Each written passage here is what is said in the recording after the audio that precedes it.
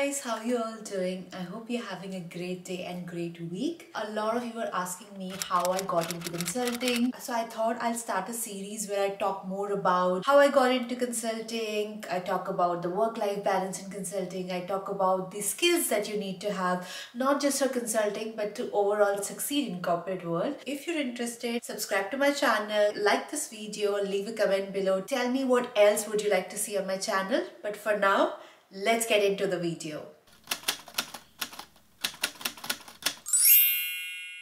If 10 years ago you would have told me that I will be a consultant working with smartest people in the room, strategizing with exec and C-suite of top companies, I would have laughed and said, "Are you kidding me?" Because 10 years ago, I didn't even know what consulting was. I was brought up in a middle class family and none of the people around me, my neighbors, my family members, my relatives had done MBA, forget about working in consulting. So it was a completely foreign topic to me. But even while growing up, I was sure of three things. One, I want to be so successful that I don't have to look at price tag when I'm buying things.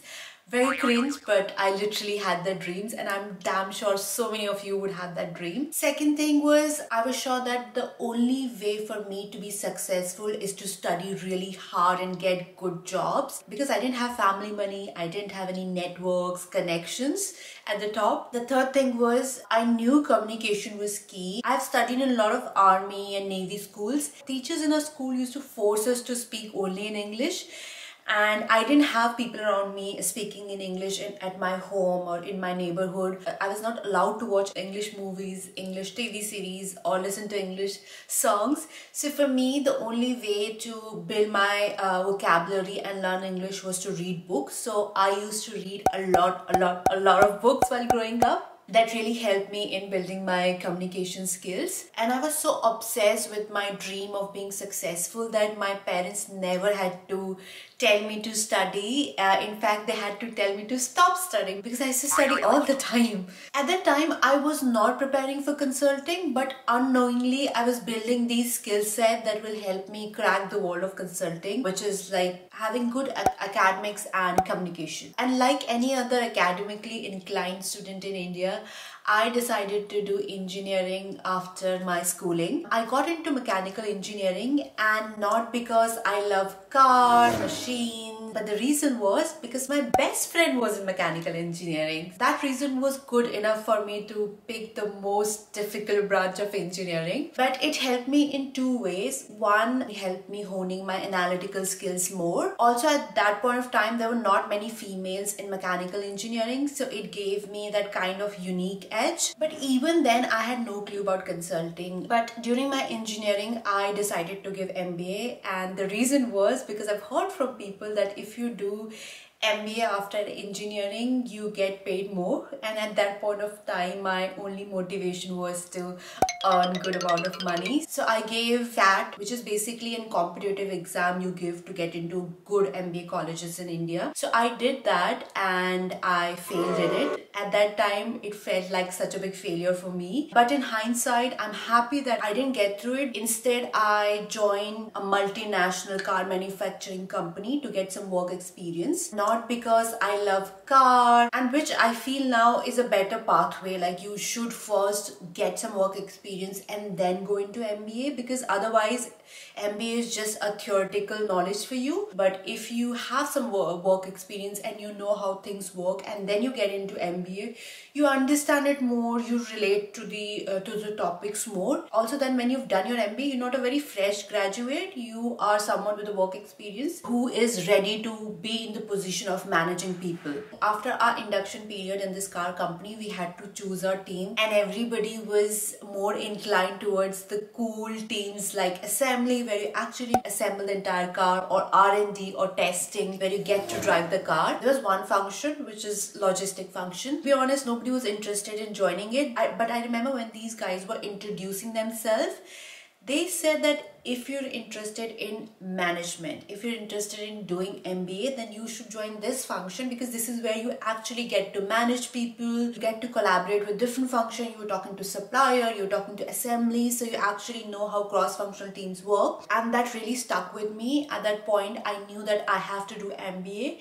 So in spite everybody telling me to do otherwise, I decided to join that team. And I think that's my biggest learning in life, that always work towards your dream and do what you feel is right for your dream. You'll always have noise in the background in form of people telling you, oh, this is not cool, this is not right. But if you believe in yourself and if you feel that that is the right thing for you to do to fulfill your dream, you should go for it. Alright, so now I joined my first professional job. I'm getting salary every month. For the first time, I'm financially independent and I had an amazing team. So everything was working out well for me. I was actually working in a factory which was in a very remote area of India. It was a countryside. There was not many things there, but every weekend we used to go out to a nearby city, which was a metro city, at my friend's place. And his place was surrounded by all these big MNC offices with huge tall buildings with light on 24/7, because you would see someone or other working there. And I used to sit on his roof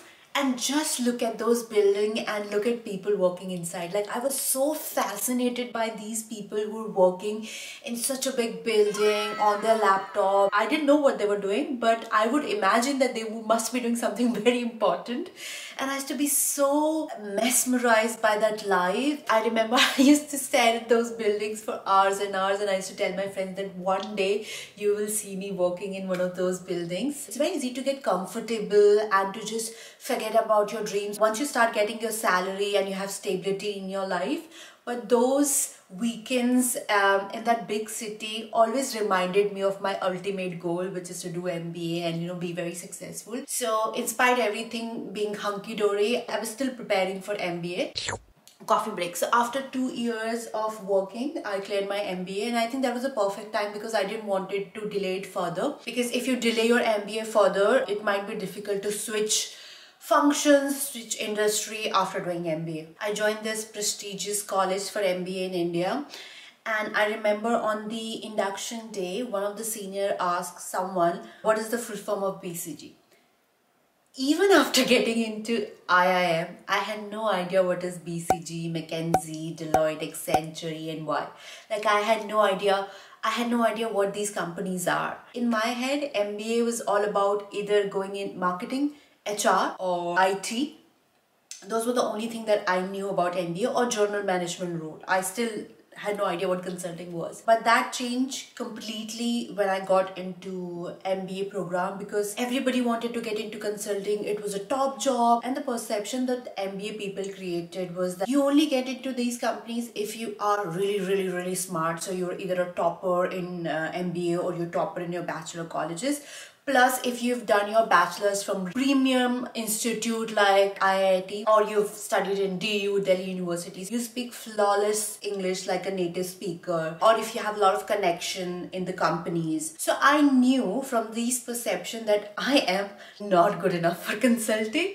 So I never thought about it. I never aimed for it. I never dreamt about it in my first year of MBA. At the end of the first year, I was without a job. I really had to like pull up my socks and think about what do I want to do by end of the second year, because I need to get a job. I can't do an MBA and spend so much money and not have a job in my hand. And I knew that I have limited option. I started thinking about consulting, and I was like, I know it's going to be very difficult, but let me make sure that I can get my CV as good as possible for consulting. I started putting a lot of effort in my academics so that I have a good academics. I started getting involved in a lot of extracurricular activities. I was already part of a theatre group, but I also started getting involved a lot in sports, so that I can build that holistic profile, and basically started working on my story, especially my work experience story, because that was my only card. Like, my academics were good enough, but they were not great. My extracurricular were also good, but they were not great, you know, and in consulting you need that X factor. So for me, the only thing that was different was my job experience of 2 years in a big car manufacturing companies. So I started focusing on that. Doing a job is one thing, but then creating or articulating what you've done in an impactful way can really help your story. But then also, I was not hoping to get any consulting call. My top priorities were to get interviews with Amazon and Uber because my data analytics skills was really good. Unfortunately, both of them decided not to come on the campus when we had a final placement, so I was again heartbroken. But fortunately, I did get call from 2 consulting companies, and I think it was because of my work experience. Now, I knew that I had limited options. Like, I knew that I'm not gonna get a lot of calls. So whatever calls I'm gonna get, I'm gonna make sure that I kill the interviews. I prepared really well on telling my story. A lot of the time, people really focus on technical knowledge, but they don't really focus on their own story. I focus on telling my story, why I'm fit for the company, what are things that I bring on the table, what is the X factor that I have. I played a lot on my army experience. So I have studied in 13 different schools. That kind of build a different kind of abilities and capabilities in you, and that's what I focused on. Of course, with that, I really focus on case studies. Case studies is like key thing to crack to get into any consulting. Key qualities that a consultant need to have is strategical thinking. You should always be able to think structurally. That is the skill that you build by doing case studies again and again. I made sure that I appear very cool and calm in my interview. No matter how nervous I was inside, I was able to convert one of the interviews. But yeah, that's how I got into consulting. That is my consulting journey.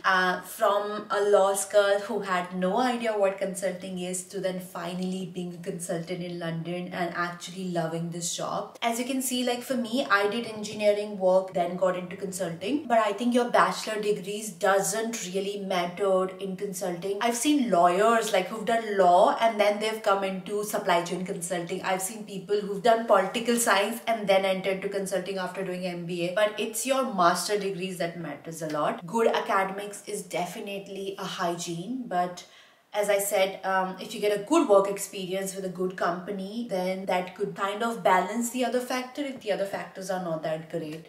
But overall, I'll say just focus on creating a CV which highlights your X factor. Try to network with people. That's also one of the best way to get a job in consulting. I have seen so many of my friends who after doing MBA joined a different company, then got into consulting through references. But I think getting into consulting is not the end of the story. Surviving in consulting, making sure that you have a work-life balance, making sure that you learn the way of working in consulting is another story altogether. Around 60 to 70% of the people leave consulting after 1 year. So yeah, my next video will be about that. What are the top skill that you need to build to stay sustainable in consulting? But if you have any other topic, do let me know in the comments below. And I really enjoyed creating this video. I really enjoyed sharing my story. If it inspires even one person to work hard and to dream big, even with whatever circumstances they have, I would be really happy. I would just end this video by saying that no matter where you are, never stop believing in your dream. Never ever think that a dream is too big for you. Work hard, think about your dream, and believe that you deserve it, and you will definitely achieve it. That's it. I'll see you in the next vlog. Bye.